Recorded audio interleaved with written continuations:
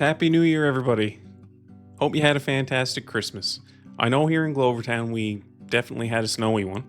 So if you live here, I hope you got out for a rip on the skidoo, or at the very least, out playing in the snow with the kids. But listen, now that the season's coming to an end and we're taking down our trees, we're putting away our decorations, the very next thing that usually shows up are the credit card bills. Maybe Christmas this year just cost a little bit more than you had budgeted for. And when you stack those bills on top of your regular January expenses, things are looking a bit much. If that's the case though, you're in luck. Today's video is going to be about debt consolidation.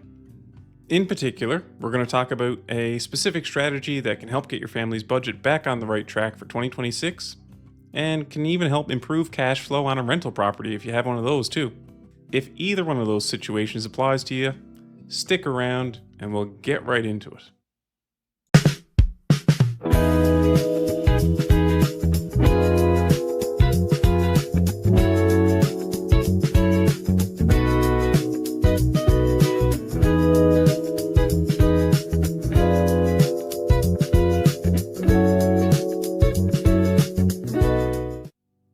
Hey guys, I'm Mark Burry with East Coast Mortgage Brokers and the Leslie Penny team.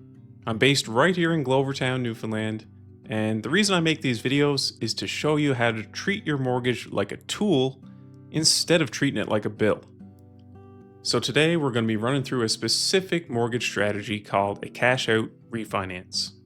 Essentially, I'll show you how to take a high interest debt like a line of credit, recreational vehicle loan, or really any other debt that you have, and roll it back into your mortgage while extending the amortization to get your monthly cash flow situation back on the right track. Now, I do want to say, this usually comes with a higher interest rate than if you were just renewing, or even if you were breaking your mortgage to switch to a new lender. But hang on now, don't click away yet. I know what you're going to say. Mark, I got a rate in the low 3s right now. I'm not too fussy about breaking this mortgage to go for a rate in the 4s or even the 5s. Why would I do that? I'm not touching it. But I think that misses an important point and the core concept of this video, really. I might even get this put on a t-shirt. Might be a good idea. Here's the concept. Interest expense is secondary to cash flow. So what does that mean? For a family, it means the rate that you pay is less important than this simple question. Is your household budget balanced on a monthly basis? In all honesty, guys, a balanced budget is what keeps a roof over your head. You know, having more money coming in every month than you have going out. It's not necessarily having the lowest interest rate on your mortgage. And I unfortunately run into this a bit too often, where people get so fixated on the lowest rate possible for their mortgage. And I get it, it is a consideration, but in some cases a refinance might be the better option for their monthly cash flow needs.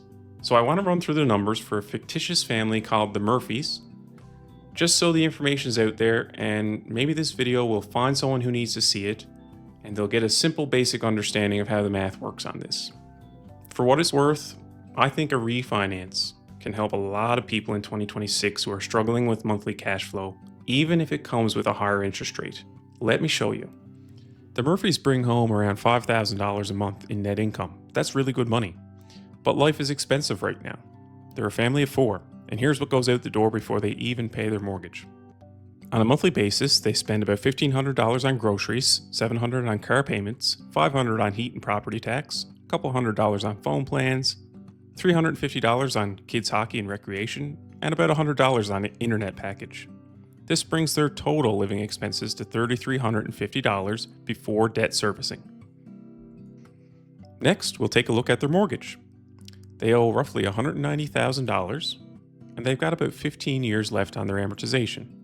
Right now, they're sitting at a great rate of 3.1%, and this makes their monthly payment $1,319. But they also have an unsecured line of credit. I think they used it last year to buy a skidoo. They did some renovations and built a new patio in the spring. And this year they just put their Christmas expenses on it, so it's maxed out at $25,000. The rate on this is 9.5%, and they're paying interest only right now.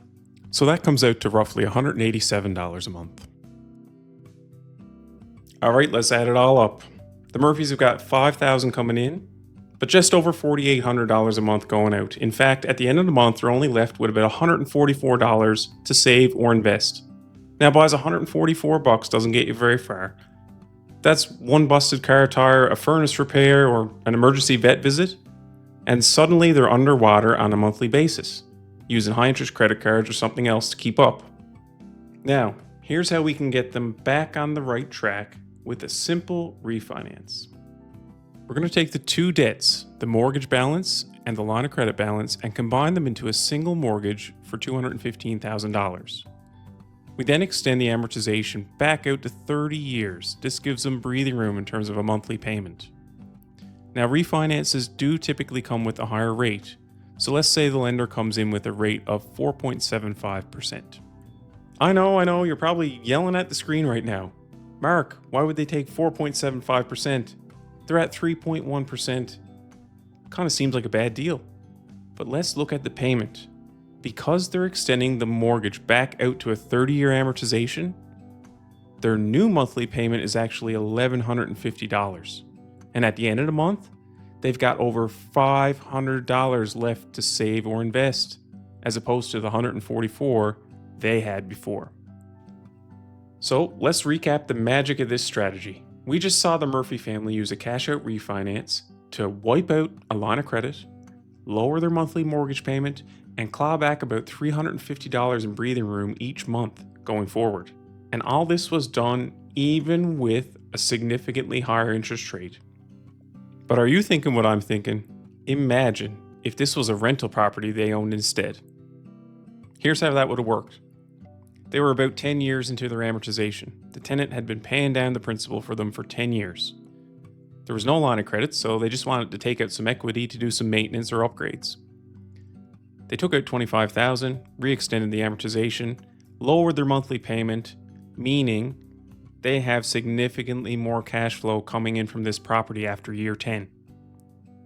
Guys, this is like buying a rental property knowing you're going to get a raise on year 10. This is the strategy for income properties in Canada. And it exists because we have access to partially amortized mortgages. This is something that they don't have access to in the United States. But back to the original example with the Murphys. I'm not here saying that everybody should break their mortgage or go out and buy a ton of rental properties.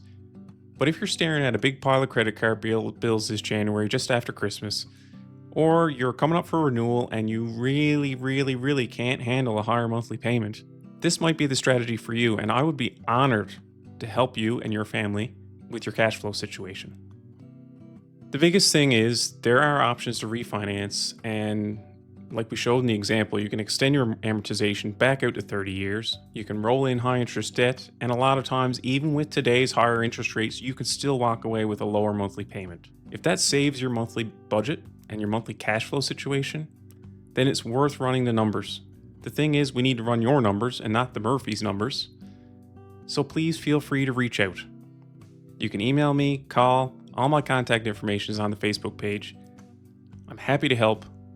I might even soon come out with a link where you can book me directly on the Facebook page for half an hour. I don't know. I gotta figure out how to make that work. Wish me luck on that one. But the main thing I want you to know is Happy New Year. I wish you all the best in 2026. I can't wait to serve you. I can't wait to help as many people as I can with these cool strategies. And I'm honored to be able to be in front of a camera every week to talk to you. So we'll see you next week for another awesome strategy session. Another awesome strategy session. Take care, everybody. Happy New Year.